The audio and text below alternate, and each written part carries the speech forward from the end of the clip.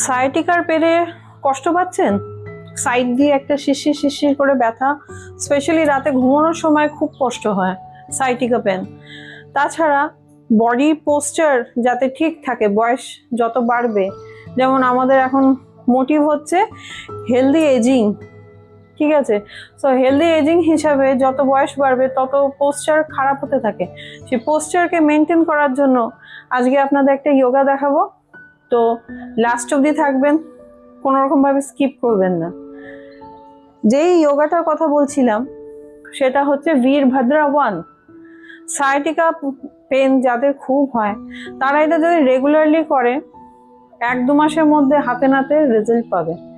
তো আমি এটা স্টেপ বাই স্টেপ দেখাবো আপনাদেরকে, আপনারা ভালোভাবে এটাকে ফলো করতে পারেন। তার আগে বলবো আমার চ্যানেলটাকে প্লিজ লাইক করে দেবেন আর সাবস্ক্রাইব করতে ভুলবেন না। কমেন্টসগুলো একটুখানি পাঠাবেন। আপনাদের এই এক একটা সিম্পল অ্যাকশনগুলো আমার কাছে অনেক এনকারেজিং হয়ে দাঁড়ায়। তো চলুন দেখাবো বীরভদ্রা 1, এটাকে ওয়ারিয়ার 1ও বলা হয়। সো বীরভদ্রা 1-এর জন্য এইভাবে আমি দাঁড়াবো, একটা পা দেখুন সোজা আর একটা সাইড করে গেছে, যে পাটা সাইড সেই পাটাকে আমি এইভাবে বেন্ড করব, বডিটাকে কিন্তু রোটেট করলাম, যেদিকে হাঁটু সেই দিকে বডিটাকে রোটেট করে দিলাম। এরপর হাতগুলোকে এরকম তুলে দিলাম।